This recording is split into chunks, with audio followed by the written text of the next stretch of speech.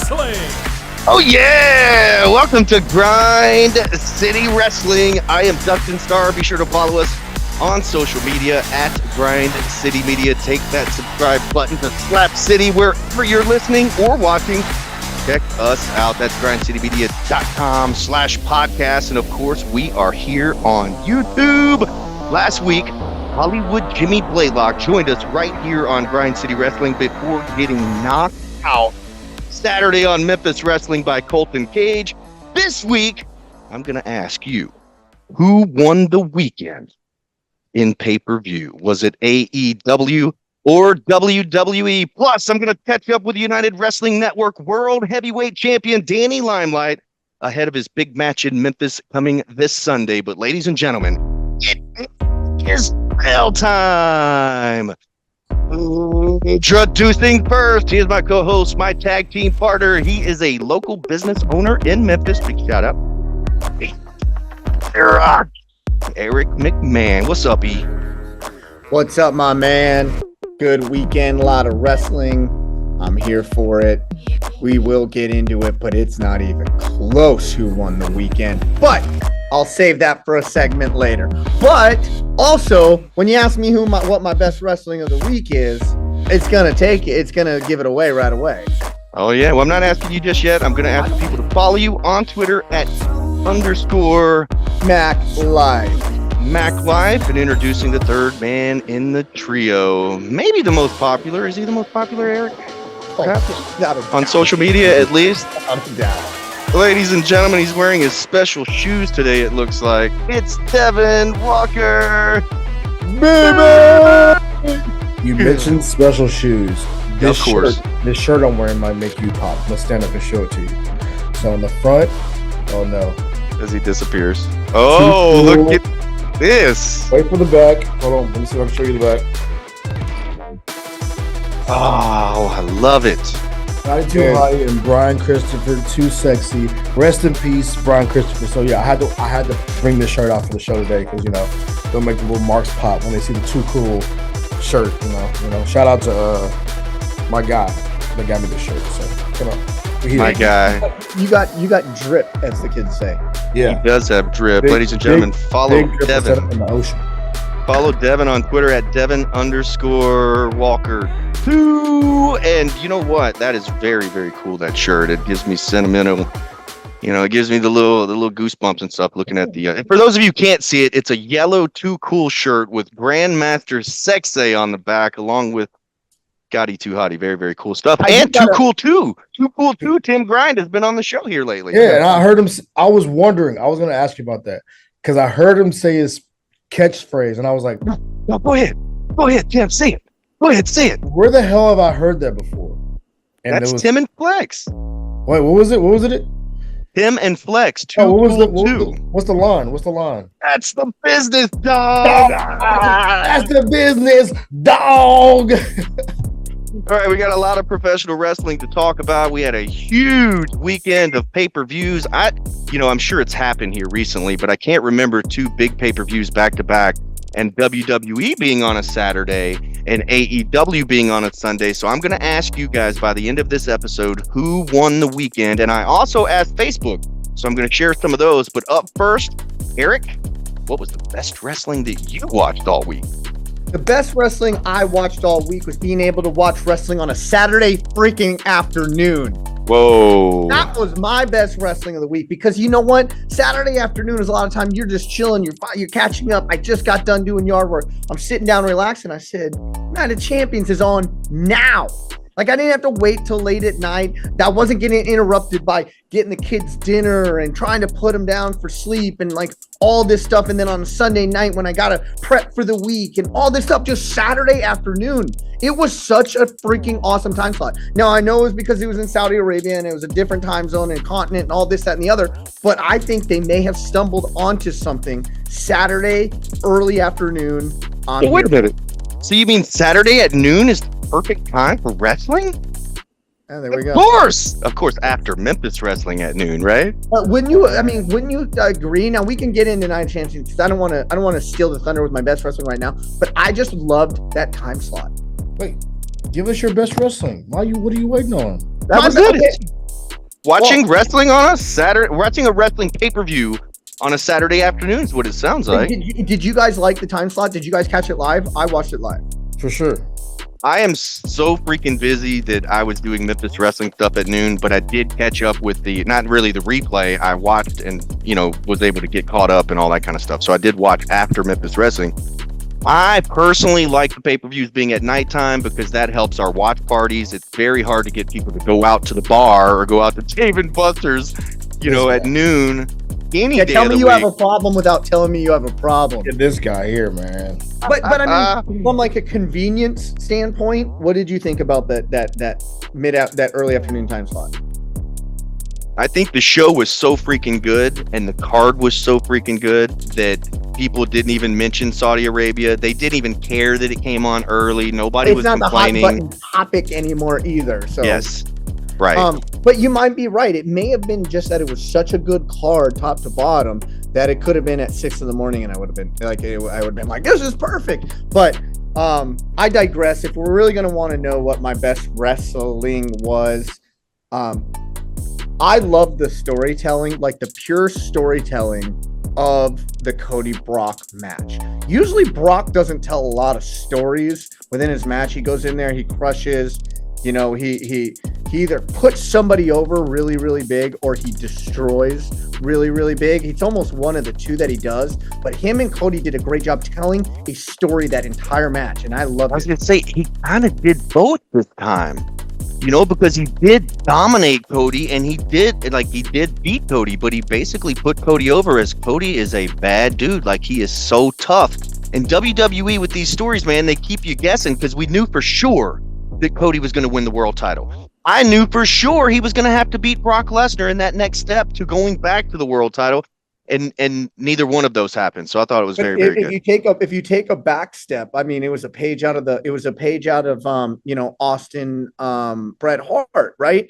It made Austin more in a loss, even though he didn't tap everything that Cody had to overcome. It set him up as a bigger, he ain't a badass like Stone Cold was, because the persona isn't the same, but it gave that tough, that quote unquote white meat baby face, that now he's not just that, he's tough as hell. But that story, and it takes two to tango, and Brock is a stud.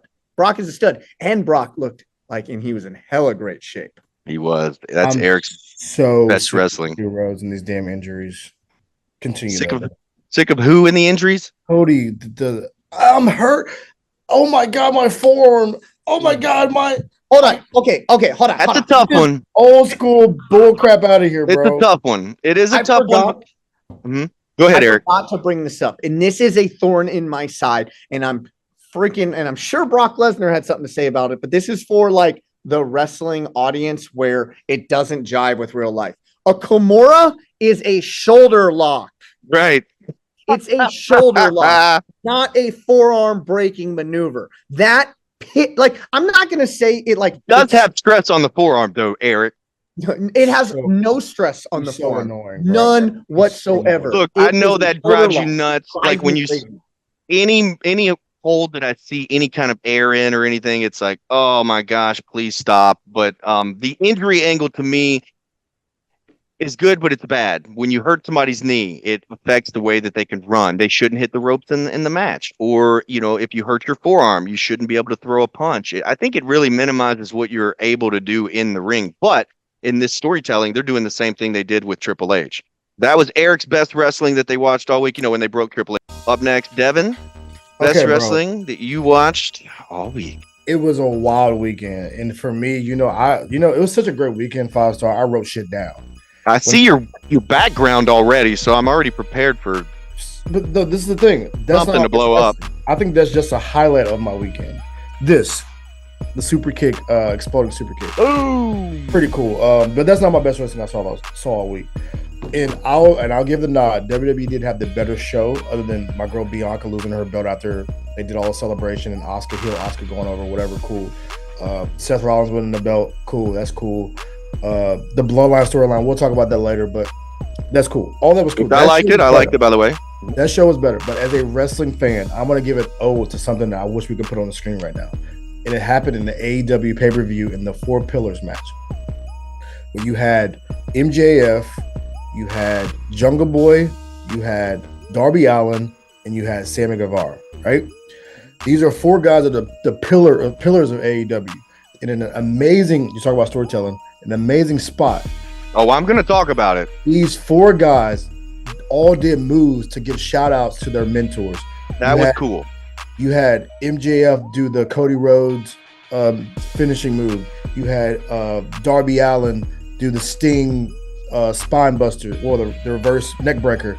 You had the Christian Cage reverse spine neck breaker, whatever that was. And then who was the last one? Who am I forgetting? Jungle Boy. Jungle Boy did the Christian Cage. MJF did the Jericho. No. Sammy Guevara did Chris Jericho. Cody did MJF did Cody. I'm with you. I know what you're saying. They all paid homage to their mentors by doing the finishing move or some sort of move. It was cool. Exactly. I like that. I thought that was a pretty dope moment. And for me as a wrestling fan, I thought that was cool because I noticed it immediately. I was like, wait, I know what they're doing. So as a whole show, I think WWE had the best show as a full show. But I think moment-wise, AEW had moments that I was like, oh shit, like from the exploding super kicks to the 4 pillars situation to Statlander coming back and breaking Jay Cargill's which was the best. I'll give it. WWE had a better show. But before we really dive into it, I want to give one more shout out because like I said, I wrote shit down this week because it was such a great week in wrestling. Devin said, I think we need a longer podcast this week. That's what I'm saying, dude. We got a lot of shit to talk about. Did you see what happened on Monday Night Raw? I saw everything. And I am a mark for like small moments, right? I love small moments that get people going. I'm not talking about Jeff Hardy almost breaking his damn neck. You went viral, dog. You did, brother. Did you see? Hold on, just for the record, he did not do that on purpose either. By the way, Jeff Hardy did not crash and burn on that Whisper in the Wind on purpose. I don't care what anybody says. Okay, go ahead. Sorry, I had to get that out. No chance he did that on purpose. But did you see Seth Rollins and Rhea Ripley recreate the Shawn Michaels Melina spot? Yeah, loved it. Like I said, for me, bro, as someone who lives in this world of like moments and viral moments and moments that like hit and connect, I am 100% with this. If you didn't see it, I wish we could put it on the screen, but go look it up. Back in I think 2004, there's a lot of tweets about it. Yeah, they had a mixed tag match. Shawn Michaels rolls out of the ring, puts his arm around Melina, and she looks at him like, "Oh my God, wrong person." He's gonna kiss her, whatever. And then Seth Rollins did the same spot with Rhea Ripley this weekend, and it's kind of like a nod to that. So it lets you know, like these dudes are really core wrestling fans, and shout out to them, bro. I guess we got a silver, bronze, and gold medal this week, but shout out to those 3 moments I saw. Can we get into Night of Champions already? Yeah, hold on one second. I've got an interview first. Hold on, I got an interview first, but both of you guys' best wrestling of the week was WWE. Best wrestling that I watched all week, hands down, bar none, was WWE Night of Champions from top to bottom. Was absolutely fantastic. And speaking of champions, I caught up with United Wrestling Network World Champion Danny Limelight. Check this out. United Wrestling Network World Champion Danny Limelight. How does that sound, man? And Dustin, mi gente, first of all, your hair looks great. How you been, man? It's good to see you. Good. It's good to see you. Hope the family's good. But man, United Wrestling Network World Champ Danny Limelight. It sounds great. It sounds like that's what it should have been from the very beginning. You know, it took a long road to get there. Wasn't even part of the initial tournament. Probably wasn't even on the cards for the initial tournament. Was overlooked, underrated, and underpaid. And now, after working hard, coming through those doors 7 long years ago, as part of Los Primos Rivera, then forming the Bodega, then winning the Golden Opportunity Tournament, and then going on to defeat the longest reigning World Heavyweight Champion United Wrestling Network history, Jordan Clearwater. And here I am 6 months later, taking on top talent like Eddie Kingston, guys from all over the place. You know, they're just coming in. Zicky Dice, Bart Connors from New Japan Bullet Club. All these guys just keep coming through these doors. Tom Lawler from Team Filthy, and I've just been putting them down and holding that United Wrestling Championship dear and near to my heart. And you're probably wondering where it's at right now. I got a beautiful Latina woman running around here somewhere with nothing on but my world title. So after I'm done with this, I got to go chase her. Wait just a second. This is a family podcast, and sometimes Danny, I can call Cap. You know, sometimes I can I can call somebody out and say, hey, that's not exactly how it happened. But you and I, the last time we had one of these interviews, I think you were coming back from injury probably 5 years ago or something. And you have literally, you remember that? You've literally climbed the ranks through the tag team being the United World Tag Team Champions, the Bodega with Papo Esco, and then now World Champion. And for those who don't know what the United Wrestling Network World Champion, what that exactly means, tell all the viewers real quick. Well, the United Wrestling Network is, how I would explain it, it's like the umbrella, it's the company. And then underneath that umbrella, we have Championship Wrestling from Hollywood.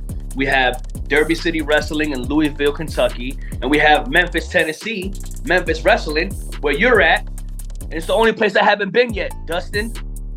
Yet. So Yet. out of those three promotions, which are spread all the way across the United States, you are the champion of the United Wrestling Network. You are the world champion, so you defend that title everywhere. And I'm glad that you said that, because there's one place that you've yet to wrestle, that you've yet to defend the title, or yet to even make an appearance, and that's Memphis, Tennessee, and it's happening this weekend, this Sunday, June the 4th. Not only can they see you in action, but they can meet you live here at the Wrestle Center. They can get the tickets at championshipwrestlingmemphis.com. Is there any sort of sentimental value to wrestling in Memphis as a growing up a wrestling fan, or is there a story, or what does Memphis wrestling kind of mean to you? And you don't have to tell me anything that's not true. Like, does it mean something to you? I mean, honestly, I've never even been to Memphis, Tennessee. I've had this little checklist of places I'd wanted to wrestle when I started wrestling.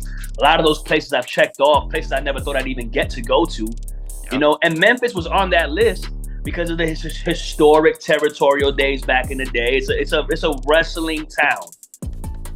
Never think I'd get there, but it was one of those places that I had on my list. And now why it means so much to me is because I'm the flag bearer for the United Wrestling Network. What does it say if the flag bearer doesn't show up, kick the door down, and take on the best of the best? You got some guys down there. You got some guys down there that I've seen. You got some guys that have come to Championship Wrestling from Hollywood and done their thing. And now it's been some time since they've been here, but they've only done grown and got better. So I think it's about time that I walk through those doors and see what they're made of. You can't wait for it. All right, got to put you on the spot. I know that you watched the program on the YouTube channel, youtube.com/@MemphisWrestling. Derby City Wrestling, Championship Wrestling presented by Car Shield, and Memphis Wrestling. Is there anybody on the list that you're looking forward to squaring off against? Dustin, I'm a fighting champ. If I'm going to get on a plane and fly across the United States from beautiful Los Angeles to Memphis, Tennessee, I would be appalled if I wasn't standing across the ring from the best you got. And if I'm not correct, you correct me. But right now, the guy in Memphis is the damn gun show. Boom! That's right. So if I'm going to get on that plane, man, I want the best you got. So and I know that's what the fans want. Matter of fact, I watch the program every week. I tune in, I make my little comments, and I see people saying, gun show, gun show, gun show, gun show, gun show. That is true, and that might be something that the United Wrestling Network doesn't necessarily want. And you know as well as I do, Danny, it's hard to put matches together like that. Here we go. With two champions battling or whatever, but here you are. If the gun show is scared, just say that, Dustin. Well, first of all, it wouldn't be the gun show that would prevent that from happening. So let me back up here. So you're saying that when you come to Memphis this Sunday, you want the gun show?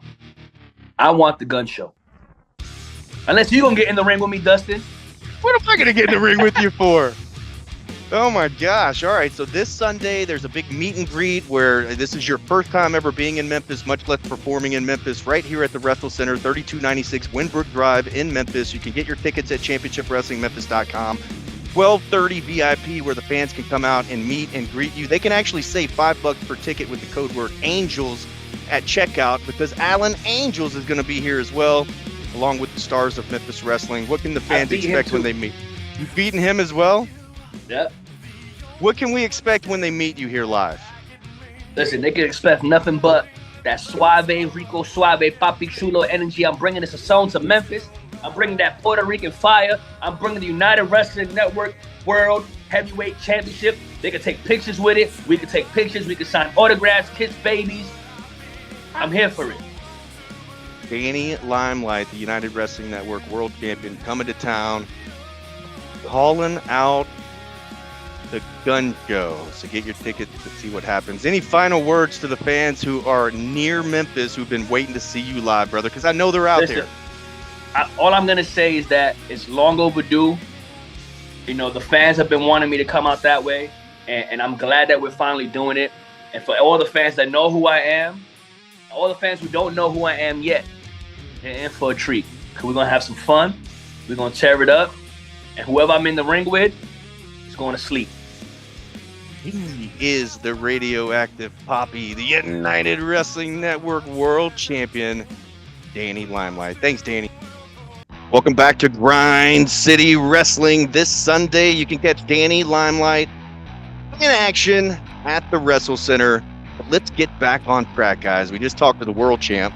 Let's talk about Night of Champions, and let's talk about AEW Double or Nothing. I went on Facebook, and I asked the wrestling fans who won the weekend, AEW or WWE, and I figured that I would get a ton of feedback about AEW because those fans are like rabid. But I don't even think this one is even close to an AEW fan. So I'm going to put the question up. Who won the weekend, AEW or WWE? Well, Devin already answered that. Yeah, my He bad. did. I think they won. They easily won the weekend. You know, here's the deal. I'm not gonna lie. I could not watch AEW Double or Nothing. It's just that time slot was hard trying to get the kids down and get it. I just couldn't watch it. Now I was keeping up on it through Twitter and all these things because you can basically watch a pay-per-view through like gifts now, right? But the one thing I kept on hearing is that, like, is Vegas even a wrestling crowd? Oh, it was a horrible crowd. I had a friend that was there. He was like, bro, the crowd was horrible. And then Very dead. Pat McAfee brought up the hard cam side was like basically empty. Like, it was not a good look for AEW this weekend. Well, and a lot of times was it at the Thomas and Mack Center, or where was it? I think it was a T-Mobile. That's a huge guys. for them to run. Look, guys, man, I don't care what anybody says. WWE was absolutely electric. AEW was a little bit meh. Like Devin said, there was a lot of really good things that happened on the show for me. Even the exploding super kick kind of came out of nowhere, and I'm like, all right, that's kind of cool, whatever. But the crowd, and this might not be fair, but to me, this is what makes the show. And I didn't feel like the AEW had the rabid, loud audience. And WWE, on the other hand, looked like WrestleMania. Yeah. I mean, everything from the pyro to the stories. AEW had bad finishes. They didn't have very good storytelling at all. These stories did not link together. For instance, Sammy Guevara, and like giving away the fact that they're going to have a baby right before this main event match, to me was throwing away that story. Now that he's lost, why can't they say that, hey, now you need the money because your wife is pregnant? They could have used this on Dynamite. They could have used this on Rampage to continue to bridge the story of Sammy Guevara and what's next for him. Instead, he just wasn't on the show. I'm having a baby. I'm going away. Goodbye. Yeah, that's basically what it was. They could have used that as a better story. WWE crowned new champions. I know that AEW did as well, but like I said, they kept the stories going. Bloodline super kicking Roman Reigns. But to me, and I love AEW, and I would watch that pay-per-view again, but if you're comparing the two, to me, they're not even in the same ballpark. It's WWE, baby. It was like me going to like it's like me, I guess, not being potato. I'm trying to compare it to something because like I said, AEW had moments and spots and like they were electric. But like, I feel like it's a whole wrestling show because the Bloodline thing could trump anything that AEW did for the last. They've got to be careful, though. They've got to be careful. We've got to get to the meat and potatoes of that thing. Eric, I see you. So here's why Night of Champions was unbelievable. In any given pay-per-view, a big thing happens. If we're lucky, one big thing happens. I mean, you had Brock beating Cody. Nobody saw that. You had the Bloodline breaking up. We all saw it, but we were waiting for it. And then you have like the baddest woman wrestler of all time in a finish that I don't know if it was botched a little bit, but the finish was awesome. How Asuka spit on her hand and put it like, and then that's the way she like everything about these big moments. I just reeled it off 3 groundbreaking moments. You said all that and didn't even mention crowning a brand new world heavyweight champion to open the Forgot show. about I that. mean, gosh, from top to bottom, the show was great. And don't get me wrong, we're not hating on AEW. We're just saying that before, and I remember the last couple of years even, and I'm pointing out Eric a little bit because he was saying that, gosh, I'm a WWE guy, but they're just not bringing it. Like they win production every time, but they're not bringing us the action, the stories. And now, dude, they are firing on all cylinders. It is awesome. I was a little surprised though that all those big moments happened. I mean, like you said, we knew the new world title was going to happen. We already talked about because of the Raw SmackDown that it was going to be Seth Rollins, which it was. I made a $10 bet with a buddy that I won just because I have a little more inside knowledge with the 2 brands. You tipped off, so I won $10 there. But like, aside from that, those 3 moments, like those are huge. And I didn't think we were going to get those 3. Like Bianca shocked me. Yeah. It was weird because they celebrated that like she's like what it was 500 days or something like that. What was a whole day celebration? Streak. Yeah, definitely the streak. All right, so there's one other elephant in the room with AEW that we need to talk about, but we're running low on time, so we're going to save it till next week. And just the name, just the mention on Dynamite of CM Punk and the entire arena erupted. They either cheered or they booed, and I know you guys are both shaking your head and putting thumbs down, but when the crowd responds like that, to me it shows that AEW did the right thing. So we're not going to talk about it now. We'll talk about it next week because I want to ask people on Facebook and Twitter, just like I did a couple of weeks ago, do you care? Are we on board with this CM Punk thing? But here's the thing with CM Punk. We'll talk about that. I know we don't have time to get into it, but it's a thing. Right? Whether you like CM Punk or don't like CM Punk, it's a thing to either like or not like him. So it's like almost that's what they're doing. It's a thing. It's not, we're not here for CM Punk to wrestle. But it could help either way. It could help either way. But the polarizingness of it, even when him coming in the first time, it was just because it was a thing. Like CM Punk is coming back. It's a thing. It's not because he was a great like wrestler anymore or he told great stories. Now it's kind of a thing for 2 different reasons. Right. Either you really like him or you really hate him and you know what he's done behind the scenes. So anyway, We'll talk about that next week. We'll get into it big time, but we are live. Here's what's coming up for Memphis Wrestling. This Saturday, Memphis Wrestling goes extreme. Tommy Dreamer, who's right above me here. Where am I at? Right there. And also PCO will be on the program. That's coming up this Saturday at noon on CW30. You can also watch and live chat with us, youtube.com/@Memphis Wrestling. Did you guys see PCO get his lips stapled shut over the weekend? I did. That shit was insane.